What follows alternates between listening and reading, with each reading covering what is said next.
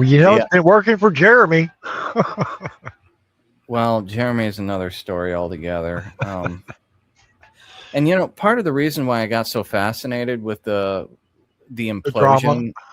implosion of Jeremy Hambley, the quartering, is that he is an example of a slop tuber that slopped his way to the top and has stayed there for a significant amount of time, made a ton of money. And I know I should be more humble than this, but I've been putting out better content than him for the last decade, and I have received not even a fraction of the impressions that this fucker has gotten. Yeah, I And know. it makes my blood boil. I know. And I know I'm not the only. There's other content creators out there that have had the same problem for the same number of years or longer, like Millennial Steam. Yeah. And I mean, in reality, somebody like Millennial Steam should have 2 million viewers. And Jeremy Hambley never should have gotten any. And he could have gone on and lived a regular life like he should have as a regular dude with his wife, had some kids, and that would have been the end of it. And he probably wouldn't have been a drunk. Or maybe he would have been, but he might have been, but it might have been a different. I don't know. I almost kind of, I was thinking about doing a rant on this, his particular topic. situation. It's not worth it, man. No, I think it is worth it. I'm kind of concerned that the way in which I need to word this, because I don't want to be I don't want to be a contributing voice in pushing this guy over the edge, because he's got to be pretty close to it right now. And we've talked about this before. It could have very easily been me in that position had roles been reversed, because that basically was me, man. Minus the weird stuff. I think he's teetering right now very much on the edge, and just from what I've seen, and it's very scary, actually. Yeah. I don't like to see anybody in that state of mind, because I know it's just no, I don't either. And the other thing is I never got the impression from him watching any of his content that he was a bad dude. No. That he was malicious or had evil intent or any of that. The worst thing I could have said about Jeremy Hambley up until the events that have recently crossed is that he's kind of boring. That's it. That's the worst thing I could have said. I would click off a lot quicker on his than I would anybody else. Yeah, he rambles, he talks in circles, all things that I've been guilty of too. Yeah, but he's got 2 million subs, so one of these things is not like the other. Yeah, somebody has a contract and somebody doesn't. Yeah.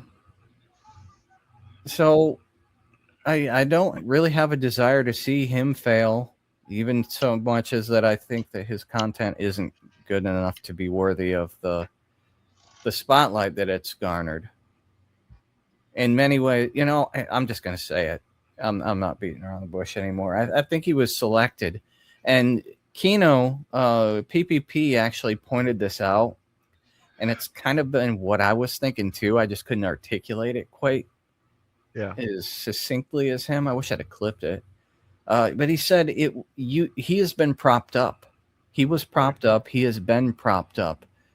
Yeah. And his theory was that at the time when Jeremy's channel was blowing up, that he was selected to have his channel blow up precisely because he is a mediocre Republican that embodies basically the worst hypocritical elements of conservative culture in this country. He is a hypocrite. He doesn't really follow the Bible. He's not really a conservative. He's not really, if his conservatism is an inch deep. And unfortunately, that's true for a lot of conservatives in this country. They don't actually understand what conservatism is.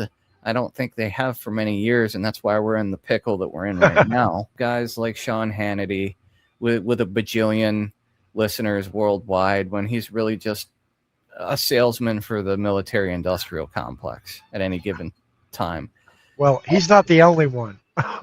He's not the only. There's an entire industry, but I think the reason why people like Jeremy Hambley exist is because there is a failure for the Sean Hannitys of the industry to connect with the younger generations, even going back to millennials, which, the millennial infusion into the body politic really happened in the late 2012s to 2016, especially, because I know that's when I got sucked into it. I'm about to make a whole lot of people angry with this video while contradicting a bunch of my peers on the platform, but honestly, I don't care anymore because it really just needs to be said. Everybody saw the title. I won't beat around the bush at all. YouTube needs to be banning even more channels compared to what it's doing right now. And the fact that so many regular people and even fellow creators on the platform are getting angry about all of this is genuinely baffling to me. Here's the context. Every so often, I'm not even going to say commonly, once in a while, YouTube actually does something to genuinely make the platform better. A great example would be the copyright system, which is far from perfect, mind you, but allows fraudulent claims to be disputed by the creator, then requiring a legitimate legal action to be brought against them, or the claim gets force dropped after a certain period of time. It has flaws, yes, but the system that YouTube employs right now, in terms of copyright, is light years better than it used to be, because sometimes they legitimately do something for the genuine benefit of the ecosystem. I'm sorry, I couldn't let him do that. No, YouTube does things that are beneficial for YouTube, and I actually understand that. Joined July 1st, 2016, so he's been on the interwebs for a decade. He's been on YouTube for that long, at least, anyways.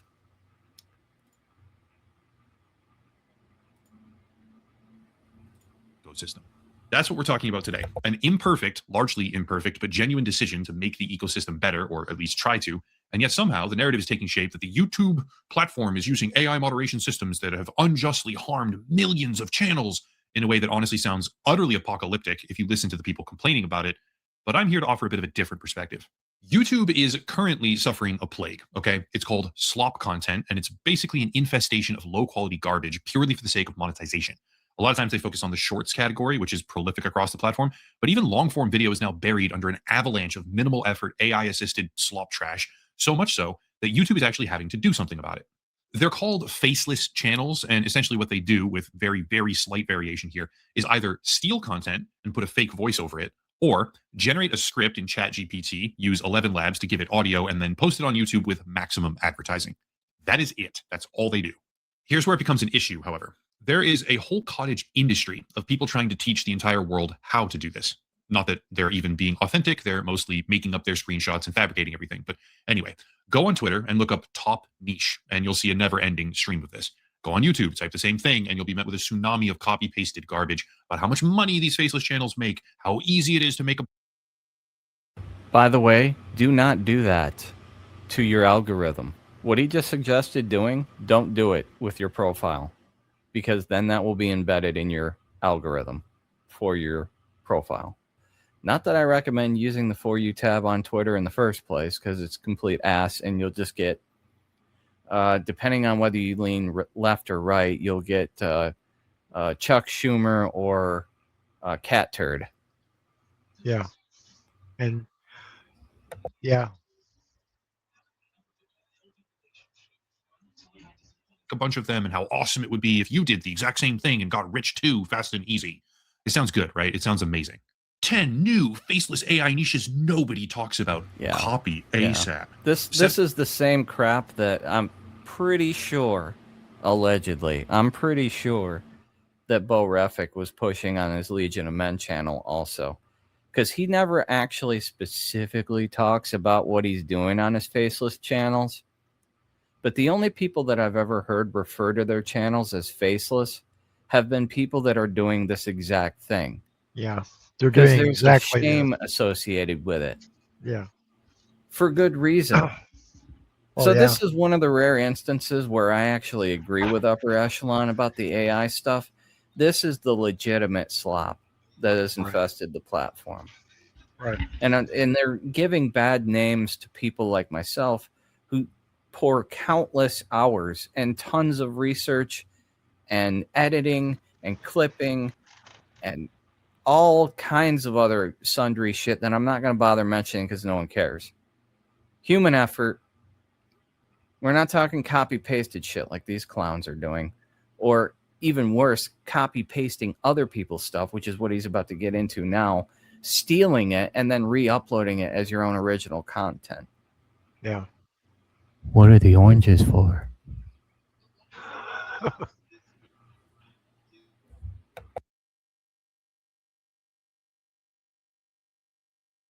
I'm sorry, man. I don't mean to keep interrupting you. Did you have something to say before I hit the button? No, you're good. You're good. 7 faceless YouTube niches that pay better than your job. The 5 best YouTube Shorts niches that will make you rich in 2026. And lastly, for the purpose of demonstrating how stone cold obvious the problem has gotten, $40,512 with one faceless Shorts channel by stealing content full course. And here's what the first 36 seconds of that video look like. Please keep in mind, the title literally says by stealing content, and this video has over 600,000 views. Hello, my name is Kevis, and over the past year, I've created this channel that you're looking at right now. And he's showing his face. How to do blah blah blah by stealing other people? Oh, hold on, what? And you're showing your face? I thought this kind of undermines the idea of the faceless channel when you're going to talk about doing criminal activity, and you're going to show your face. Assuming that's his real face and not AI. I don't think it's AI, though. Yeah, I don't think it's AI either, but it's not very intelligent to be doing that. So, whatever. Oh, man. $40,000 estimated revenue. 2.3 million views. You're going to see as he plays this stuff out, the target audience is obviously kids for this stuff. That's the only people that could be watching this. Yeah.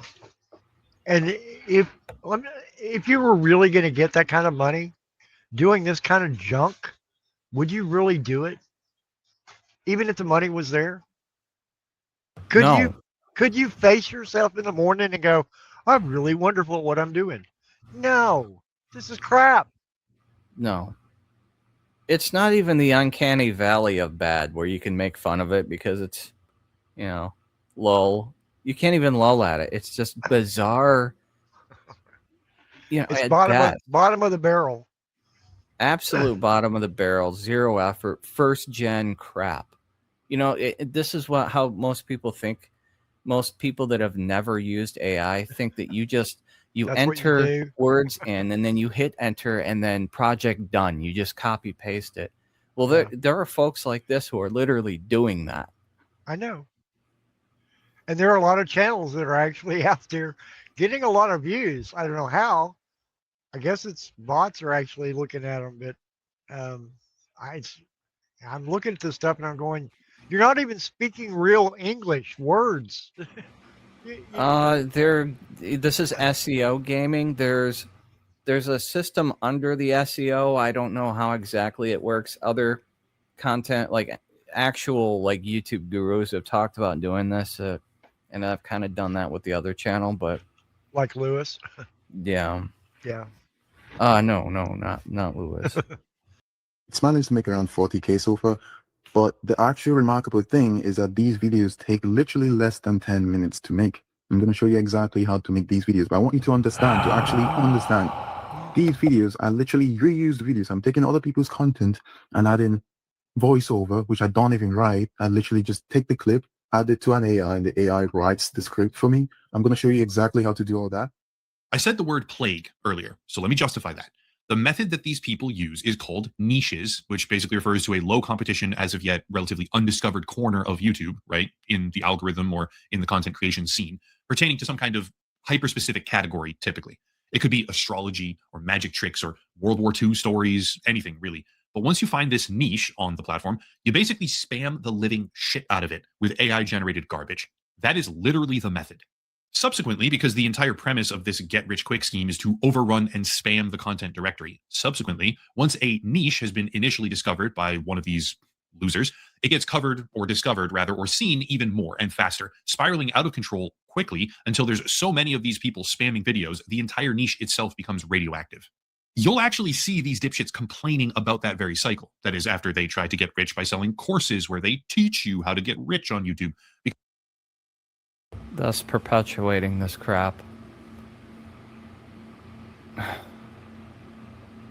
Yeah, we're going to infect more people with this stuff. Because once a channel gets created and makes, let's say, $40,000 by stealing content or spamming AI trash, once the first one gets made, so many other people try to replicate that immediately, they end up destroying the profitability and viewership for that entire subject. The original creators who populated the category before the spamming losers are drowning in AI slop. The bottom feeders doing it for the AdSense revenue stop seeing their profits, at least not reliably, and eventually they just move on to the next area. That cycle is happening 24 hours a day, 7 days a week across all of YouTube. Little pockets of greedy spammers are cropping up, cannibalizing a category, and then moving on to the next one like an infestation. And just like many of us warned about a very long time ago, it's wrecking YouTube. However, to their credit, YouTube is actually doing something about this now. It's called the inauthentic content policy, which is being heavily enforced by AI moderation systems. And even if it's not perfect, because it isn't perfect, far from it, even if there's undeserved casualties because of how big the platform has become and because of how big the problem is getting, it is sadly 100% necessary. No, it isn't. You know why it isn't? Because they could hire human reviewers to do this stuff. Now, I know some people are going to say, oh, well, there's way too many people out there making way too much stuff. Google is a humongous corporation. They could hire more people to review content. They've got oodles of bucks. They could absolutely do this. This platform is now over 2 decades old. There is zero excuse. Google is one of the largest and most financially stable companies out there. And if you understand that the AI could actually go through and make a determination on weeding out real content and this crap content, and then having the actual real users or real people reviewing the real creators content, not this crap content, that'd be a little different story. Well, they're not trying to remove all AI content from the platform, and I don't think they should. And you know, I'm a little biased in this area, obviously, because I use them for my other channel. But it's very obvious. There's a difference in quality AI and this crap that they're slapping together in 10 minutes. The AI can actually determine that. So, there's got to be something. There's got to be a way to actually start cutting some of these channels out. I just don't. That's not my forte, but maybe it should be. I don't know. Well, it's going to be more of the public zeitgeist, especially on this platform, because these tools aren't going away and they're just getting more advanced. You know, there's been comments made about Elon maybe buying YouTube. I don't know if that's going to actually be a thing or not, but I don't know why he would feel that he needs to, other than the inbuilt user base. I mean, Twitter's already got a comparable user base, so and they already have video posting abilities. They just need a better organization model so you can find people's archive of stuff. The problem that I have with X, and I had with Twitter in the early days, is that it's like a forum that stuff gets posted, and if you don't see it right away, you never see it. It goes away. It goes into the void. Even if you go, because when I first started using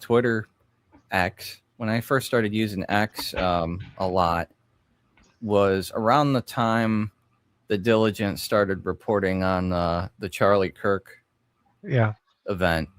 And even back then, I was trying to go through his profile to go through the live streams that he did, the spaces, and listen to them because they're archived and he records all of them.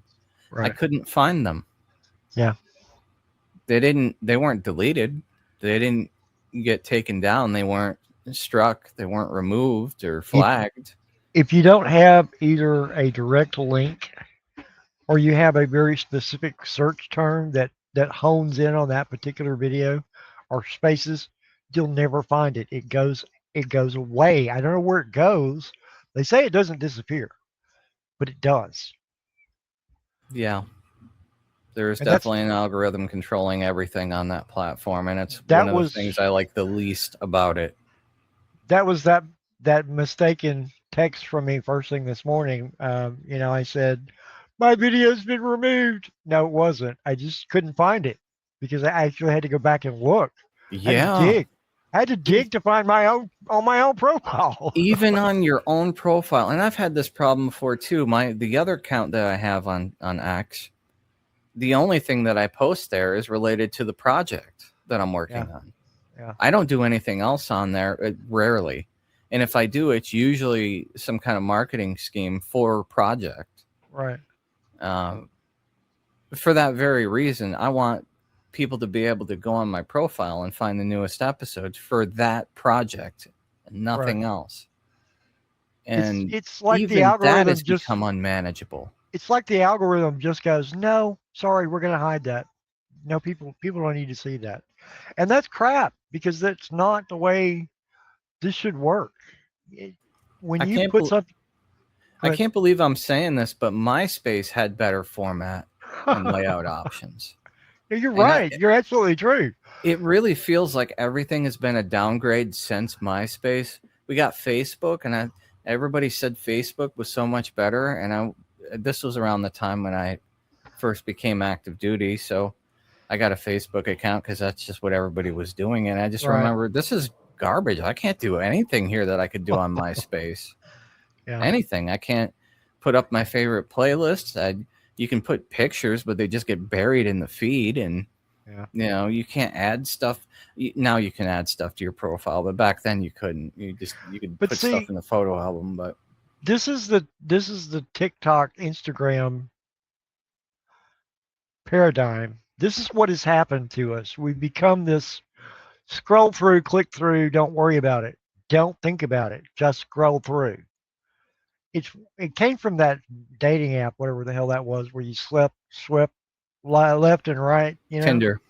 Yeah, Tinder. You see Yeah. how much I use it. But yeah, that's the idea. Is you just go through and I don't like that. Oh, I like that. Yeah, no, I don't like that. And that's all we're doing. The kids now don't even have attention span more than 3 minutes. Literally, they cannot stand anything that's long form content. They freak out.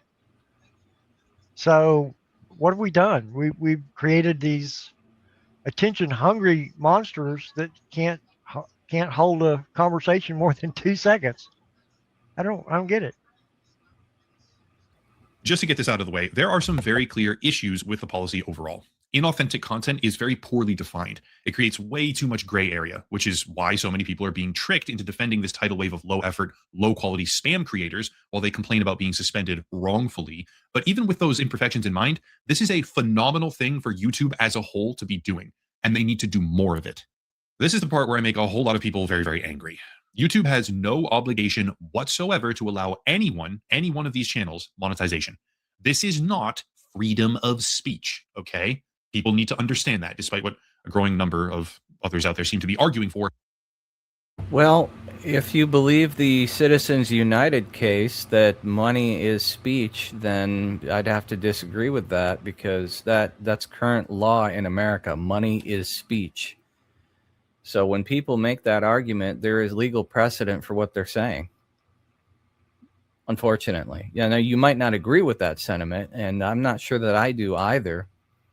But certainly when it comes to the amount of time and effort that one can put into endeavors like this, there comes a point where money does equal freedom of speech, because the amount of time and effort that you can put into said project is limited by how much free time that you have to do so. Because what do we have to do in order to survive in this version of America? We got to pay bills. Yeah. And in order to pay bills, you got to make, what's that thing called? Starts with a ends in an unny? I forget. Money? No, that's not it. Fiat dollars? Or this is the partner program. I'm actually inclined to agree that social media platforms, generally speaking, are an extension of the new public square. Thus, your right to have an account could be argued as a kind of right, or maybe you could delve into the world of freedom of speech. But YouTube creators... No, it actually is. In this world, if you want a voice, you have to have a voice through social media. And in the video sphere, sharing videos, there is just no comparable social media platform to YouTube. There's 2 billion users on this platform. Now, if we had a country that was serious about antitrust laws and monopolization, we wouldn't have the juggernaut that is YouTube. It wouldn't be the problem that it is right now. And you probably would not have made this video because there wouldn't be a situation that necessitated you making it. True. Very true. But I mean, I'm old school, so. Well, and then there's also, you have had your content stricken down for your own copyright infringement. Yeah. Which is another thing that can happen. You can get the MCA claim from your own content, and you're not the only person I've heard of that happening to either. Yeah.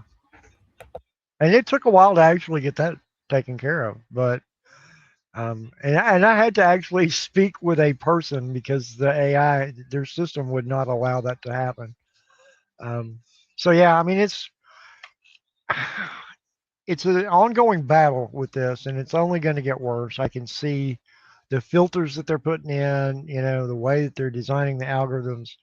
This is not going to get better. It's only going to get worse. And so what we have to do as, I guess, content creators is do a better job of creating content. I mean, I don't know how, because we have been on both ends of the spectrum, you know, creating every kind of content that we put out, and it doesn't seem to make a difference. We don't gain traction. But again, it goes back to, you know, if people didn't like my stuff, why would I have all the followers that I had? You know, I was on another platform. I had over 8,000 followers, and that was over what, 6 months. Yeah. But yeah. So, yeah, you were kind of a big dog on Spoon back in the day, man. I remember. I was, but I mean, I don't know, man. It just, when I tried to come here or to another platform, it just didn't take off, and I didn't do as well as I thought I would. That's okay. You know, I have those people that know me, and they enjoy my content. I'm good. This is the argument that I hear from a lot of content creators that have been around for a while, is that, well, if you're complaining that you're not getting reach, you're just not making good content. Well, I would challenge you to go delete your channel and then try to start over and do again what you did before now. Yeah. And try and replicate that, which I know that's an unrealistic ask, because a lot of these folks, it took years. But my point is, the conditions that existed for them to build their subscriber base do not exist currently. It's not the same. It's not the same playing field that it was then. No, it's actually a completely different game because the algorithm's completely different. And I've heard different stuff about subscriber numbers not really really meaning anything, or not meaning what it used to anyways. So you have channels, like huge channels like Boogie, who have millions of subs, but it doesn't translate to ad revenue anymore for them. No, it doesn't. So and if you were actually privy to their analytics, you'd be surprised at what they actually are able to. I mean, they have a lot of big subscriber base, but how many people are actually going to their channel on a daily or weekly basis? Not as many as they used to. So, all right, I mean, the numbers aren't there. So, kind of a beef with what's going on with the content creators that are hammering each other right now. This is really getting out of hand. And I mean, you should not, how should I put this delicately? You should not shit on somebody else's channel. Sorry. I don't care what they did to you. you got to be a little bit humble. And I don't mean to. It's just No. it's I'm not. demonstrably that and the quartering is not the only person that I put in this category of how the fuck did this person get that big? Yeah, Like no. Sticks and Razor Fist are two examples. I thought they were the same person for the longest time. No.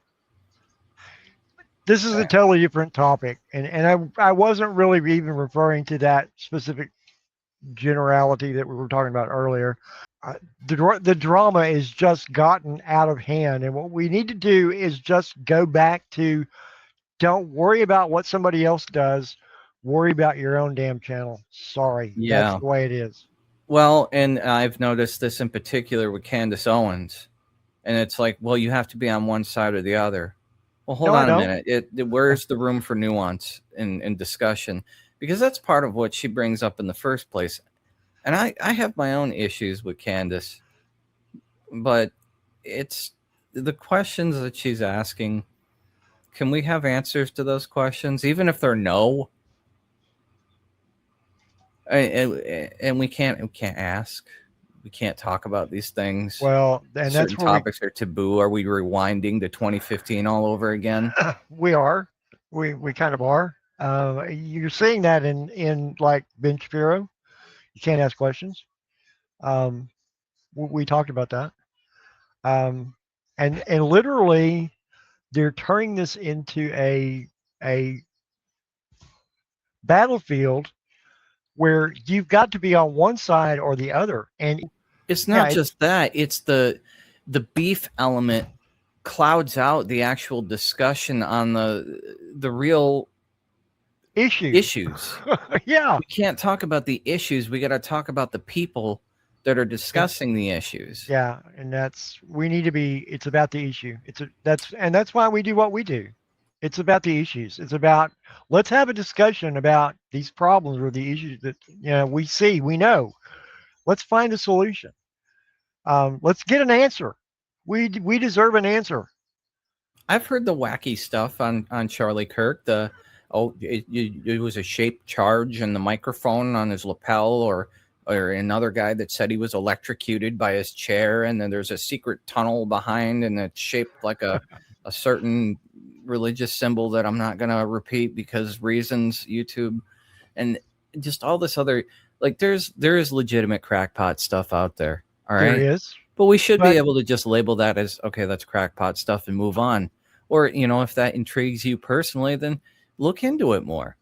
Yeah. I don't know. The character assassination on the tail end of this stuff is really the standout to me, because that tells me that, generally speaking, when people act in this hysterical manner, like shut up, and they'll literally say and do anything to try and silence and deplatform people doing this. Again, rewind to 2015, because that's what it looks like from the outside looking in. It is. And it gets tiring. Yeah, I've already left several channels because of that, because I'm tired. You're not making me feel better, and you're not getting anywhere with this continual bickering. No, and we're also not getting anywhere with the idolatry on naked display, and not calling out when that is the case for folks. This is particularly true with the MAGA crowd, who have still not jumped off the train. And I don't even know if that's a thing people necessarily need or want to do. I think most of them don't even realize that they are acting in a belief. They're acting from a position of belief, not a position of logic and reason. Yeah. Well, logic fails. So yeah. Yes, it does. And we need to return to that right quick, because, I was listening to Adam Taggart's show earlier today. And we've actually clipped Mr. Taggart a few times on different shows. Yeah.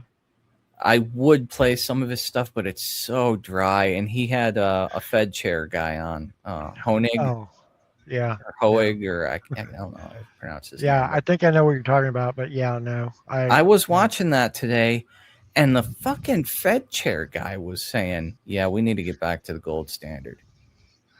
And they're not the Well, only guy from that institution that said that. I seem to remember a few other guys that worked at the Fed that said the exact same thing, but none of them put their money where their mouth was, where they were working for that institution. no. Is the problem. And they know it. And this guy used to work for them. Everybody, welcome back. To those of you new to the channel, I want to extend a welcome to you. And to those of you returning, it's great to see everybody again. I want to start today's video with a question, as I often do. How many of you have ever had this particular dream? And it usually revolves around school. And I'll explain where I'm going with this in a minute.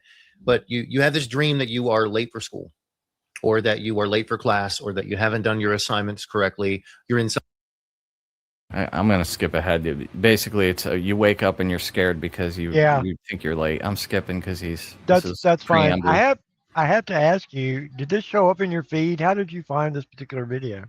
Never seen the guy before, but I really did like this video, so go ahead. of a larger functioning machine that was to some degree aimed towards the better good. And I think that to many people, and to a large degree, our parents, our grandparents, most everybody that we know kind of fell for that propaganda hook, line, and sinker. We didn't really question that per se. And now fast forward to today, to what we all know now, that things are, all the governments, everybody that's in the elite class is just absolute corrupt pieces of garbage. And we know that they are doing horrific things. We know that our government really isn't being run by what we vote for. We know that none of what we were expecting in our lives at all is going to happen. We're on the tail end of a Ponzi scheme, where the system, the government system, the economy is just completely collapsing, and we're on the tail end of that Ponzi scheme. Wrong think detected. Wrong think detected. Incoming thought police. Yeah, I'll have to insert the sound effect later. It's more, Morning, like I said, Robinson. more and more people. This guy has been, he's been red pilled from day one, though. I'm surprised he's being allowed to grow. But you're seeing more and more of this organically popping up, because somehow it's, I don't know if there's that many more people that are actually waking up, or if it's just the system's getting overloaded with the amount of content that's coming out, but it's really pushing to the surface. Well, you've got guys like him, and he's probably a few years younger than me. And then you've got guys like Gerbert's Void, and I'm trying to think of some other ones that I was looking at that, even Dermy Wormy up here. He's probably 10 years younger than me. Yeah. So I don't know what's after millennial. Is it the Zoomers? I forget. Whatever generation came after me. These guys are the ones that are starting to talk about this stuff. Gerbert in particular. Hey, he's got some banger lines about Wall Street. It's just a casino for rich people playing with our money, and the dude's awesome. So yeah, I'm seeing more of this, and even my old boss's son, who used to help us at the job site, was kind of up on this stuff too, more than his dad. Yeah. Which, no dig on his father, but it's starting to trickle into the public zeitgeist, which is why I feel like the agenda has to get pushed through now, whatever that agenda is, because I think once the Zoomers come of age to be running for political office, they're going to have a real fucking problem on their hands keeping this thing going in any tangible way in the form that it is in right now. The one that we've had for the past 110 years. You mean the Republic? No, I mean the cronyistic oligarchy propped up by fake money institution that we have. Well, that's what the Republic has become in the last 50 years. So yeah. Yeah. I mean, that's kind of a dig, but I'm being facetious, but I'm doing a very poor job of it. No, it's accurate. I don't know. Let me play the rest of this guy. So we know all of this now, and we look back at our schooling, and the schooling feels incredibly like being programmed to be a good worker drone. Well, that's because that's what they were doing. And the guys that set up the public education system, Charlotte Iserby is a great reference for this. The deliberate dumbing down of America. She went over all of this. I think this was back in the late 80s when she published that book. And it kind of nailed down where the public education system originated from. We didn't actually have a centralized public education system for most of this country's existence after its founding. It was centralized in communities and cities, and then later on at the state level. And then we got the federalized system. And that system was set up by wealthy business moguls. Yeah. I think the Carnegie Foundation, Yeah, absolutely. Rockefellers, I think they hired Dewey. Kellogg. Yeah. Well, Dewey was the guy that made the Dewey Decimal System. Right. He was one of the guys, I guess they contracted to set up the initial manifestation of what would later become the public education system. And these folks' mission statement was that they just wanted us smart enough to turn the wheel. And that was pretty much it. They didn't want thinkers or doctors or. It really came about with the industrialization of America. And yes. When the industrial took off, that's all they wanted. They wanted people to turn the wheel. That's it. They don't think about it. That same blue-blooded mindset never went away, just went underground and went to the higher institutions of learning, because as it turns out, they did actually need thinkers eventually, because, they didn't find their philosopher's stone to live forever. Their pact with the devil didn't quite pan out. Didn't quite pan out, so they had to put their evil machinations onto their progenies to continue into the future. But you got guys like Walt Disney that put their head inside of a cryogenic chamber so they can get their cyborg body in 2152.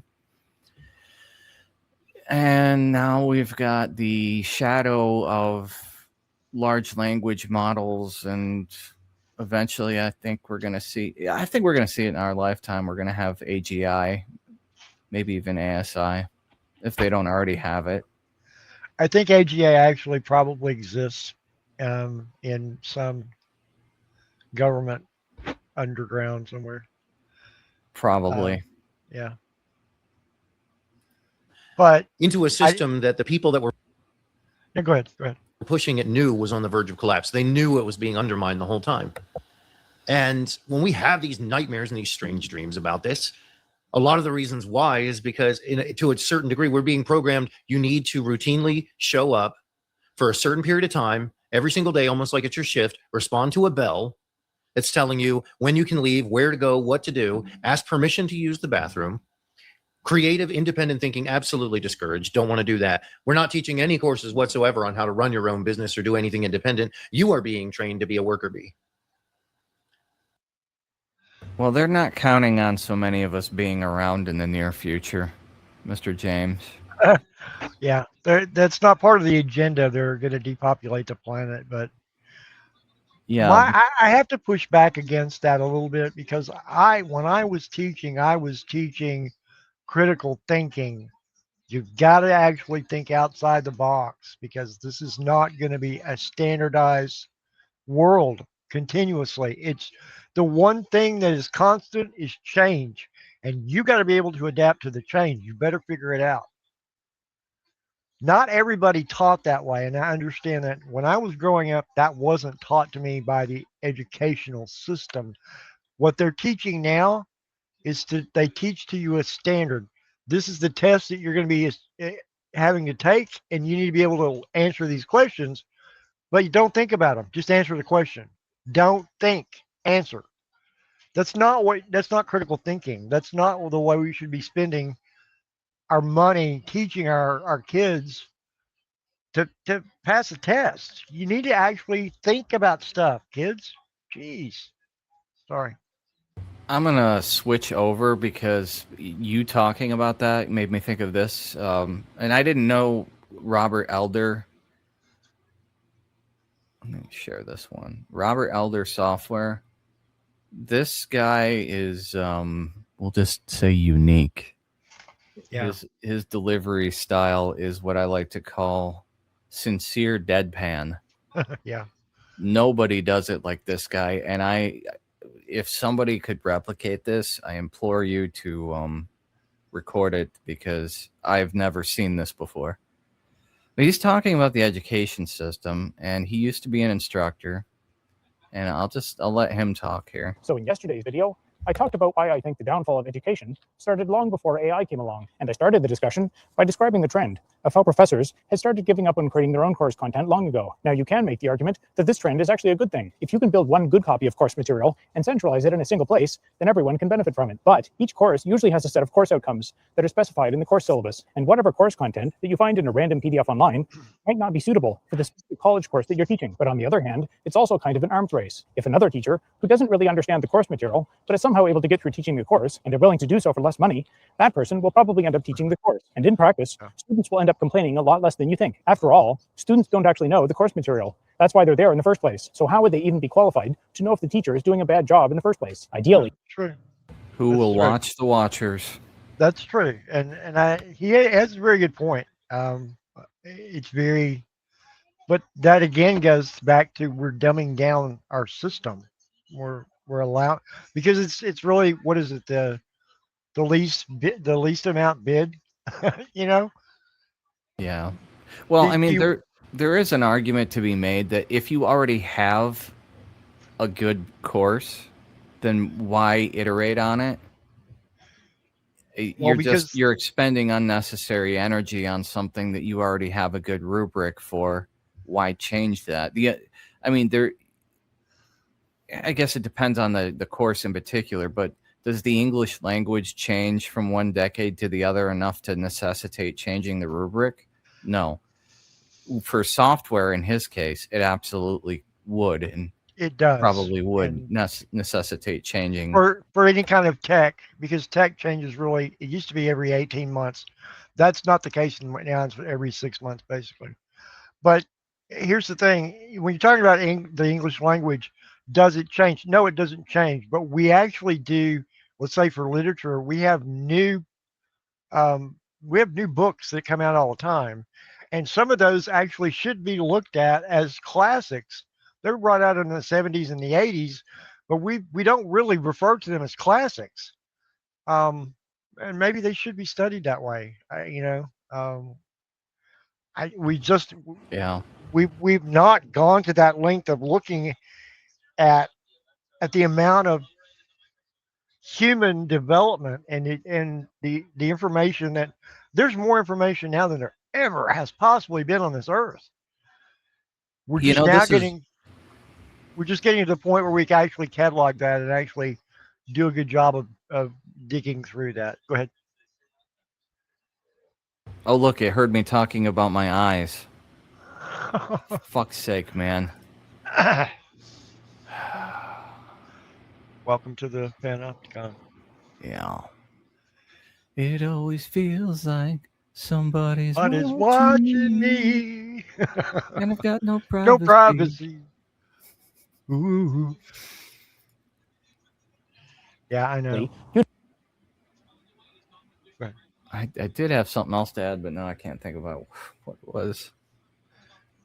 Have an expert leverage existing course material and adapt it to their own, or get that same expert to teach the same course over and over again with minimal changes. But the economic incentive is just to hire the cheapest person possible, who will stand there reading the slides without understanding what they mean. The other aspect is that this incentive to deliver more course material in less time doesn't just extend to the lecture content. It also extends to the assignments, tests, and marking. Back in my university program, I was used to doing exams that were long-form written answer with pencil and paper. These exams would get specific handwritten feedback based on what you wrote. Initially, this was the same format that I tried using when teaching at the college. Unfortunately, marking this way takes a very long time, and I brought up this fact with other faculty members. Over time, I found that there was a lot of pressure to make things faster by automating the marking process using multiple choice questions.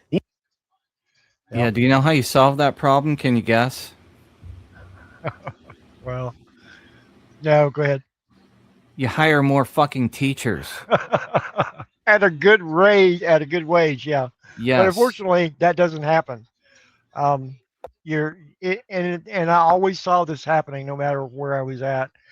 The amount of teachers to student ratio was highly too overblown. There were too many students to the number of teachers that were involved, and the pay that those teachers were getting were so low. They did not stay for more than a few years. They went, no, I can go somewhere else and make a lot more money. There was I think I learned about this actually when I was in college, about education. There was a study done on public education, and they did surveys or tests of some kind, and they discovered that the diminishing returns effect of how many students you could have in a class per instructor. Yeah. And basically the number that they hit was 20. If you have more than 20 students in the class, then there is a diminishing returns effect on the grades of every student you had after that. Yeah. And the line was stark. I can't remember the exact numbers, but it's pretty bad. It's really bad. But here's the other thing.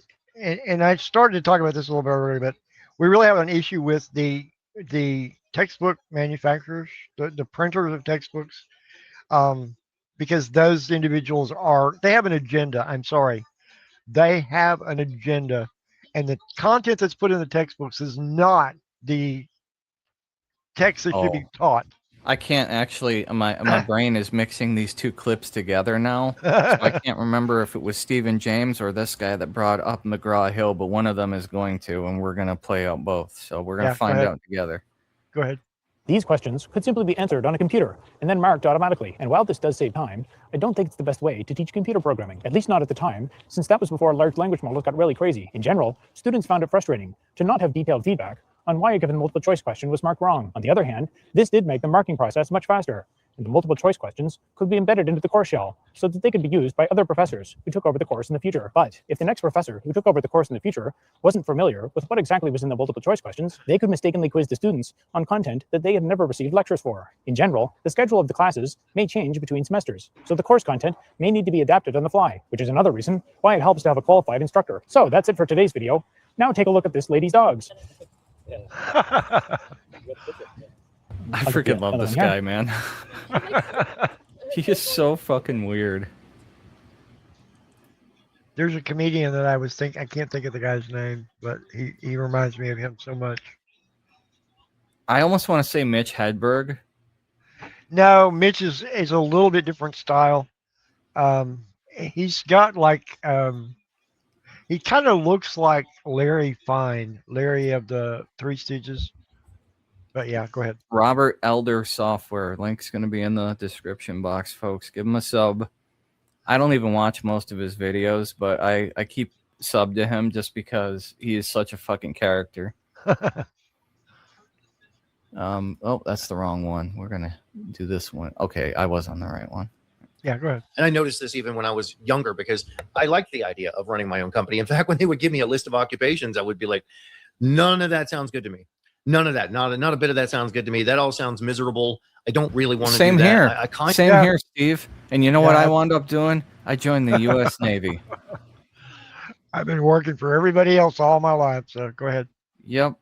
This is the closest tiff that I have with that and the other project that I'm doing right now. And I'm hoping one of these take off so that I can do what you're doing full time and hopefully with more subs than you have. No offense. I know that's hard, but that's not, it's 20K. You're not making a living wage on that unless you're sponsored. And I don't think you are. I don't think he is. Good. And I actually hope you don't get sponsored because I don't want it. If you have ad reads, man, I'm going to skip them and I'm not going to buy the stuff from you. Kind of don't feel like I fit this mold and I want to do something different. I want to run my own company or do something where I have a little bit more say in how it would go. And you ought to see, they looked at me like I had 3 heads. Like I just made the wires in their brain freaking cross and like they, you know, like they didn't have a good little robo automaton response to what I was saying. They didn't know what to make of it. They were like, clearly this person hasn't absorbed the programming correctly. You don't understand. You're doing this thing called thinking for yourself, and that's not allowed. Plug him back into the matrix. This one's not done frying yet. We're here to tell you what to think, and you are here to learn to be a good worker drone bee and go out there and work the job that eventually, for most of us now, we're realizing is going to fail you. You're not going to have a retirement because they're going to pilfer everything from everybody's pensions and wipe everybody out. Well, you don't have to worry about that because the haunt of don't, you know. Can't talk about that. You got to cut that out. Oh, fuck, you're right. But over the years, and especially recently, as more things have come to light, I mean, just the connections of everything behind the scenes. Like when I found out that McGraw-Hill, who provides, if you went to school in America, you know what McGraw-Hill is. All of your textbooks came from McGraw-Hill. Anybody that went to public school or any number of private schools, McGraw-Hill supplied most of the textbooks. They pretty much had a monopoly on that. And then you... Yes, and I don't know if he's going to get into this or not, but the same goes for the public schools as well as the private institutions. I believe there's one other publishing firm, but it's primarily McGraw-Hill that handles the literature, the books, manuals for college courses. Yeah. I can't remember what the other one was, but McGraw-Hill is the big dog everybody knows. Give me 1 second, I'll tell you. You find out a guy named Robert Maxwell was running McGraw-Hill.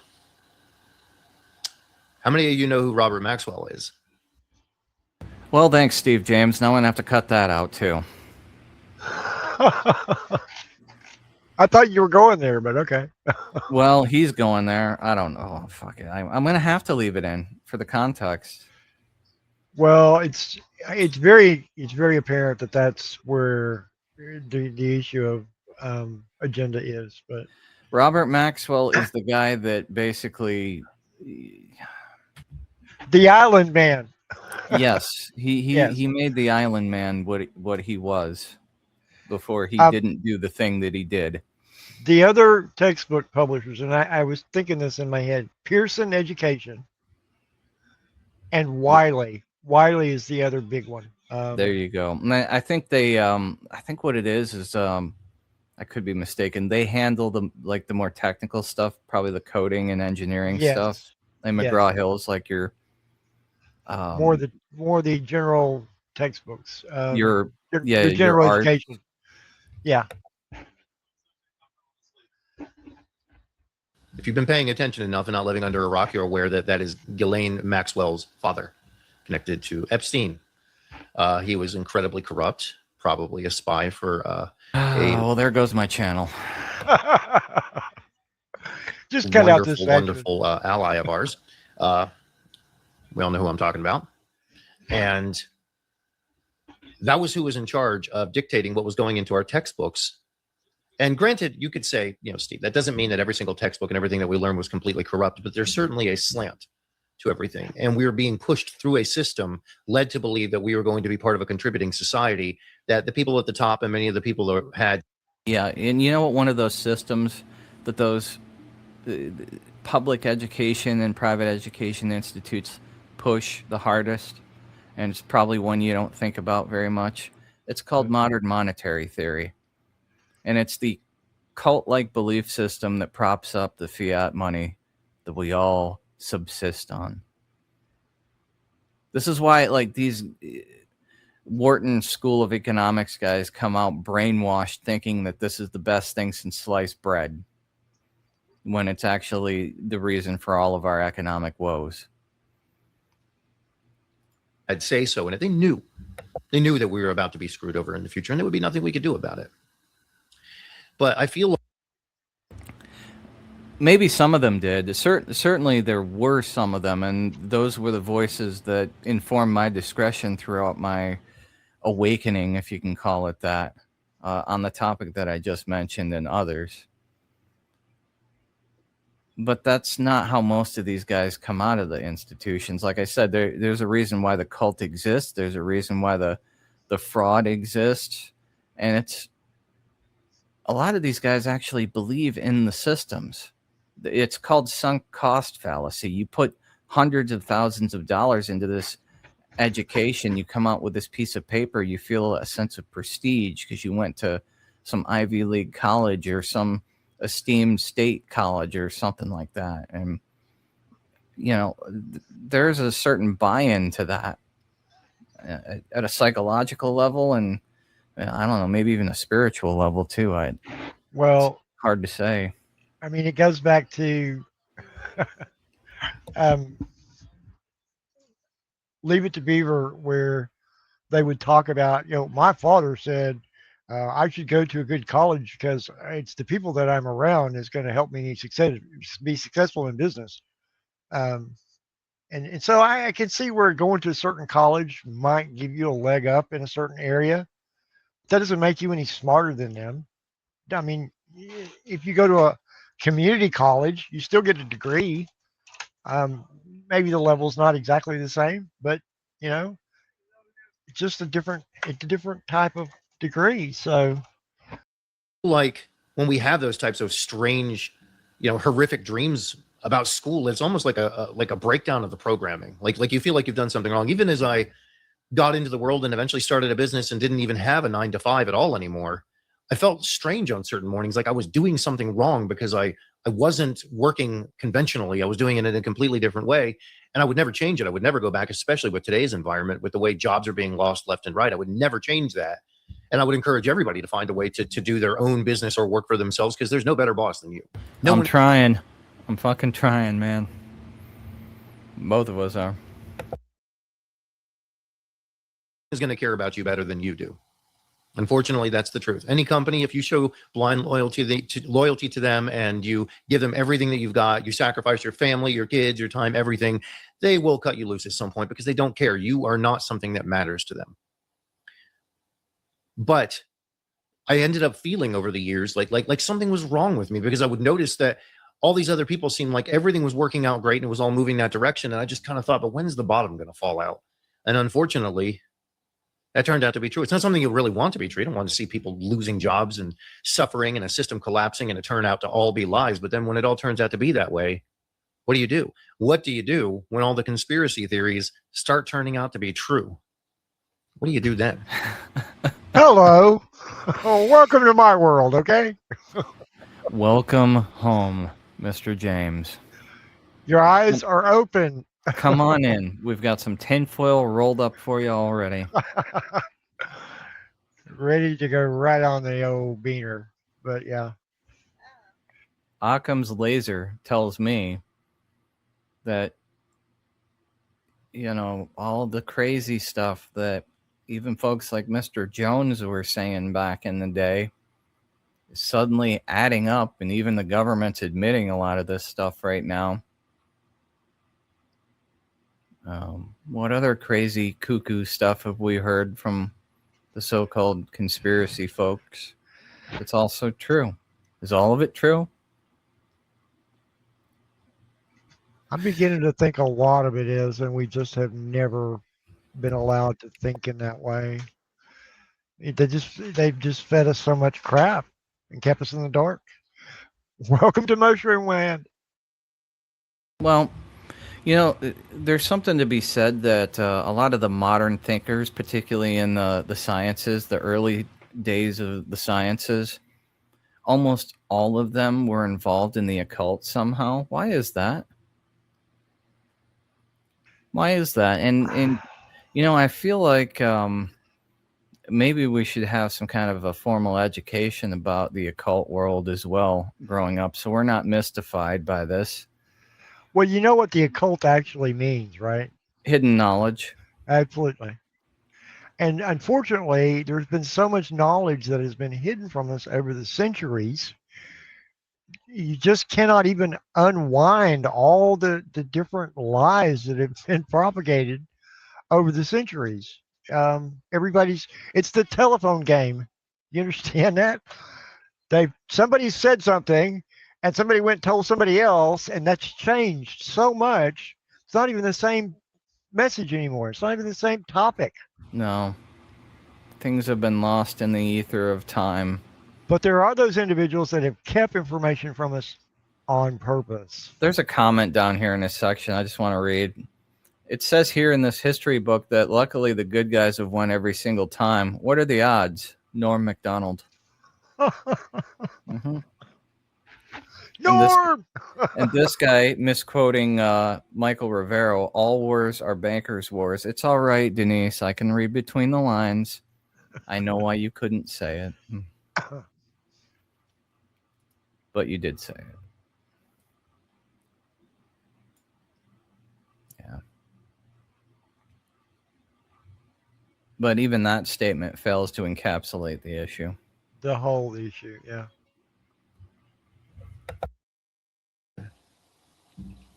You have to accept the fact that you now know that reality is completely different than what you were told. You have to accept the fact that what we were sold as a vision for our lives in the future in school was in fact a lie. And that corruption was rampant all over the place and masquerading as commonplace, as virtue, even as, a society that was actually working towards something where freedom mattered, where ingenuity and creative thinking and independent thinking mattered, when in fact then the reality of it was none of those things really mattered. Well, they mattered insofar as they helped push the grand design forward. And they don't think they need us for that anymore, whoever they is. The state of California required every public school textbook to be approved by a curriculum commission. Feynman got recruited, so he had all the books delivered to his house. He built a special shelf just to hold them. Then he started reading every page, every chapter, every problem set. He was the only commissioner who did. The other commissioners handed the books off to local teachers, got reports back, averaged the numbers. Nobody was engaging with the material. They were processing this is AI. paperwork. Sorry.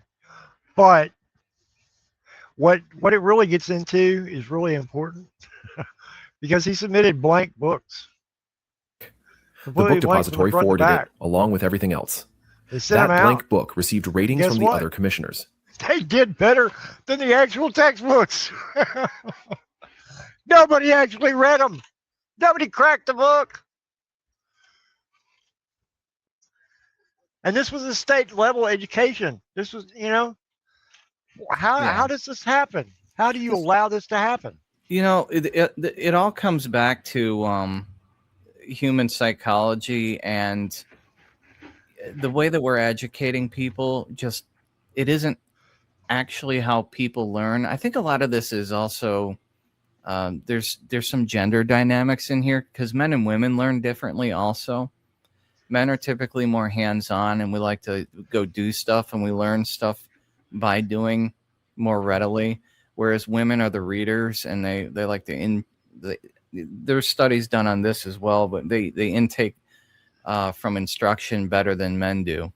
Yeah. It's not 100% accurate, or obviously it's use case.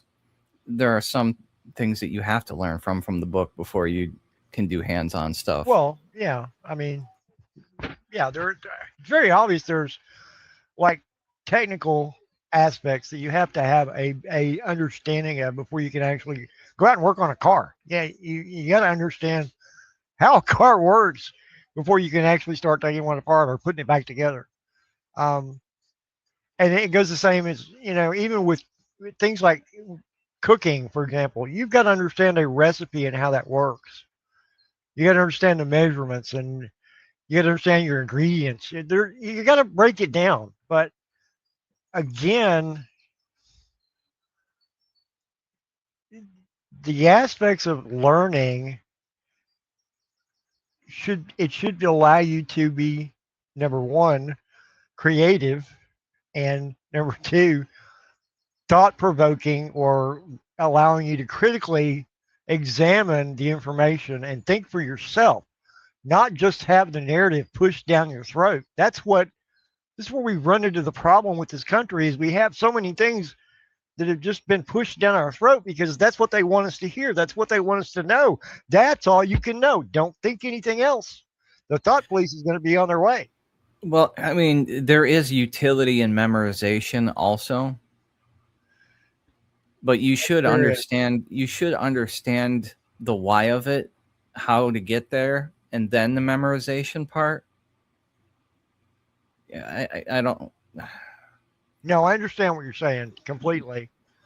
The problem, this was something that I noticed, particularly with math problems I started seeing measurements that you typically see in a particular career field, and I started noticing it more and more, and I was like, once you see it, you can't unsee it. He's 100% correct. The machine in this case, server. Now, is that an indication that these people were all cheating on their tests, or did they just learn the material a different way? Now, this specifically was talking about the textbooks. They were having reviews on textbooks. And he realized that there was a problem with the textbooks not being printed in a way that was understandable to the students. And so what he did basically was to see just how this reviewing system was going to go. He created books that had no text in them, but he still sent them out to be reviewed, and the reviewers never cracked the book. They never looked at them, but they sent in really good reviews of the books. Their actual numbers went higher than the textbooks that were actually reviewed. Well, I mean, devil's advocate here. If there's no text in the book, then there can't be any errors. There's no errors. There's nothing wrong with it. It is by definition the perfect textbook. Perfect textbook. So, yeah. But that's the problem, is that they were actually, nobody was really looking at the textbooks and saying, this is a good one or this is a bad one. They were just giving all of them good marks because, they didn't want to have to go through the process. And so that really dumbs down the system. Nobody was reviewing the books. And that's what was happening in all these states. It wasn't just California, it was everywhere. We allowed textbooks to come in that were not teaching our students actual history or actual math, things that you're going to use in the real world. We stopped teaching civics, for God's sake. That should be a required study for any high school student. I'm sorry. Debate should be a required course, because these things are part of our democracy, our republic. It's the basis our country was founded on. If you can't talk about things in a certain way, you can't debate, and you don't understand how your government works, then we're doomed. I'm sorry. Or what your rights are. Or what your rights are. You know how pissed I was? I was in junior high school, and I got a detention for swearing. And I couldn't figure out just why I was as angry as I was, but I didn't understand at that point, and I should have, that I had a First Amendment right, and it was just violated by the school system. Now, I think this has actually been argued before, that you don't actually have a First Amendment right when you're in public school, and I'd have to look this up, but I seem to recall hearing about this being contested before. But the fact of the matter is that you should not be able to penalize somebody for their speech while they're in the public school system. It's a government institution, for one. That should be a constitutional violation, which is a violation of the law. You would think so. You would think so. And I get the decency, you don't want kids with potty mouths coming out of the public school system. Yeah, I don't know if you've been around. It's going to happen anyways, though. But I don't know if you've been around kids recently, but they have some very bad potty mouths. And unfortunately, that attitude carries over into their personality, and they become that which we would rather not have. Yeah, but that tends to get corrected once you get out in the real world. If you do that at a job, then you get fired enough, and you'll be like, okay, I can't do that. No, unfortunately, that doesn't happen now, because they just go back to mommy and daddy, or they live on welfare. I'm sorry, that's what they do, or they continue to be career criminals until they're either caught, put in jail, or killed. I'm just saying that this is stuff that society should handle, not the public institutions, and not the federal government. Not the federal government. Like that, we're moral policing. As far as I know, this still goes on, but It is going on. I don't know. That was just one instance that got under my skin. I'm still traumatized by. You're carrying PTSD from grade school. Well, it's more of, man, if I'd have known what I know now back then, and the fact of the matter is that I should have known it, but You should have. You should have I stood did up for not. your rights, but you didn't know your rights well enough. So that's okay. We all have our failings at that point, but um, it's interesting.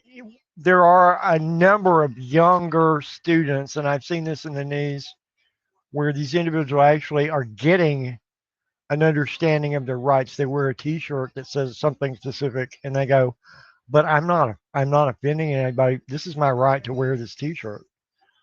And they're actually getting court cases, and they're winning. Yeah. I think that's a good thing. I think that's where we should be. Again, it circles back to 2015 because this is when all that shit was really started, I don't know, Popping boiling off. over. And 2016, 2017, somewhere in there, I remember hearing court cases exactly like what you're talking about. Several of them were kids going to public schools, and I think one of them was going to a Catholic school, Yeah. you know, wearing a MAGA hat and then getting told they can't wear their hat because it's, I don't know what the argument was, but it was either offensive or you can't wear political stuff at school, and you know. Yeah, it varied on the actual reason. It really depended on the particular school that they were in, and it could have been that it just offended somebody. It's a safe space, and we've got to make sure that we don't offend anybody. You know what? In my day, we offended everybody. Fuck you. Sorry. It's the American way. There's no more American thing than offending someone else's sensibilities. Our entire country was constructed on it and would not exist without it. Do you remember, and I think it was around the 2014 era, 2015 maybe, where they could hold up a card that would basically say, you're making me feel bad? Are you You remember talking this? about the boot camp stuff? You could Yeah. hold up the stress card and Yeah, but that kind of went. It would actually had boiled over into the schools as well. So, but yeah, that's what I'm talking about. I didn't know that. I just knew about the military thing. Well, you know, for obvious reasons. Yeah, They actually started doing that like 3 or 4 years after I got out.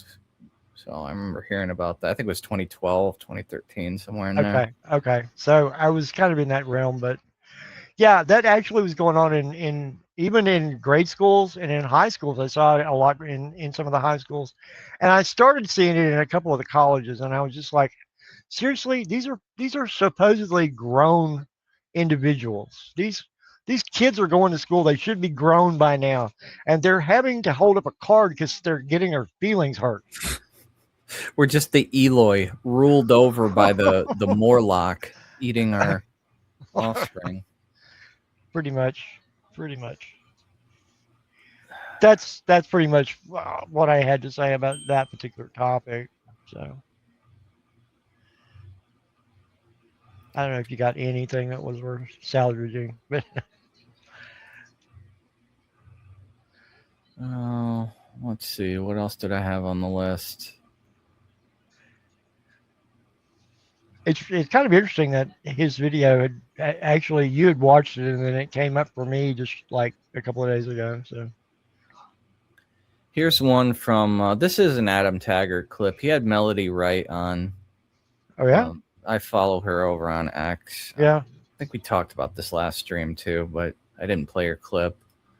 It might be early days, but are we actually seeing the foreclosure numbers start to move here? Absolutely. I think year-over-year was something like 26%. We've seen actually for the past several months. And so you have two things when you track foreclosures. That's going to be your starts and your sales. And both are important. Your starts typically will get your borrower into to call. You get the notice, hey, we're about to send you to foreclosure. They might call. That's really important to look at that and then kind of see what that cure rate is. But then you have your foreclosure sales, and both your starts and sales are going up right now. So yes, they're coming off a floor. They were so low because of all of that intervention, that was the point of the intervention, is to keep them low. But they're now coming off the floor. They're just going to. So what she's talking about, the foreclosure, what do they call it? the mortgage assistance program that's been going on, this was a Biden hangover that's actually persisted from the Biden administration, from the thing that shall not be named that happened in 2020. The government would, I forget what they call it, but they can do something with the mortgage payments that as long as you've made 3 payments towards the mortgage, I forget if it's towards the principal or if it's just 3 payments in general, but as long as you've made 3 payments, the government will come in and assist you up till a certain time period.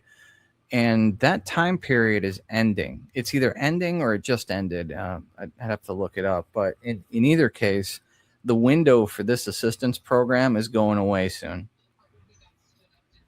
So what she's talking about right now is the sunsetting of that assistance program and the consequences that the markets are about to feel as a result of that. And keep in mind, you've got the average housing cost, average home buying cost in this country is now upwards of $400,000, which is something like 8 times the national average income in this country.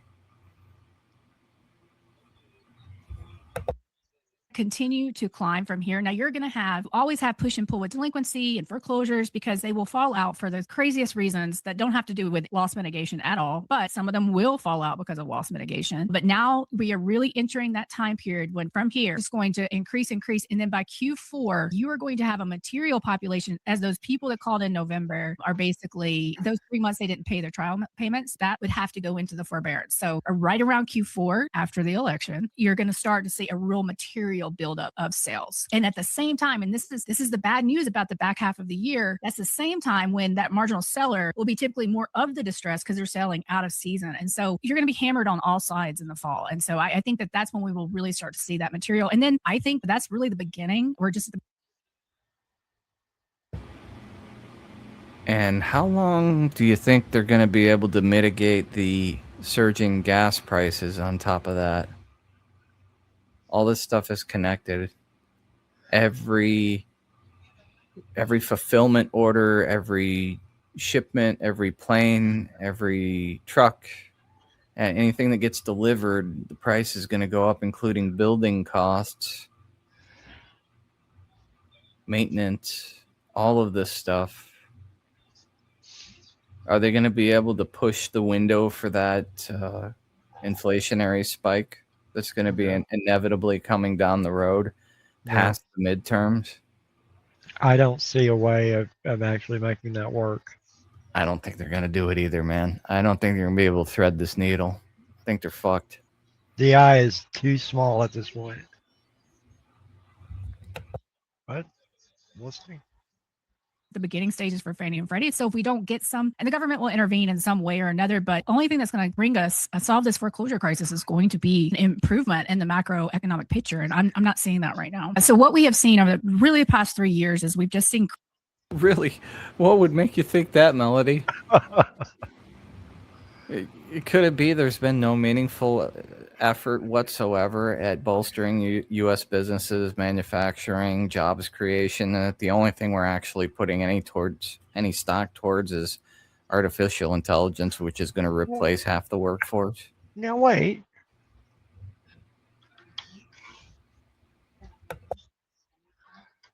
Cracks in the dam. Last year, we started seeing water come over the dam, but a tiny, tiny bit. We are now getting to that point where that trickle, that tiny bit of water is going to be building from here. And so you're going to have around June, you're probably going to start to see that really take off. And by the time we get to Q4, you are going to have a really sizable foreclosure population. At the same time, that distress, there's no buyer to come and buy these homes where those marginal sellers need to get out of the market as quickly as possible. And those two things coming together, including increases in gas prices and also electricity, these forces are just going to push that distressed seller to the breaking point. And that dam is going to break really in Q4. Watch the full episode with Melody. My man, Adam Taggart, Thoughtful Money. Go check him out. Melody Wright, too. Give him a follow on X. Some well-informed people with their ear to the ground of the real situation here. Adam is he's a little bit detached because he's got money. Melody is my people. It's gonna be ugly, and it's gonna be ugly soon. And folks like this that aren't even in the same universe that you and I are in, Logic, are talking about this and have been for a while. A while, yeah. When Adam hit my radar, which was last year, that's the last time we actually used in a Thoughtful Money clip. He was talking with Todd Sachs about the economic situation. Actually, it was 2 years ago, because it was still under the Biden administration when Yeah, it was. Yeah. we were getting screwed under their bad fiscal policy, and things have not improved since. The only thing that they've been able to successfully do is mitigation through funny money printing and shoving that into the bottom of the market. But it wasn't enough. And it won't be enough. They want us all poor. If they didn't, they would have put more stimulus in, enough that people could have paid off their debts. And that's not what happened.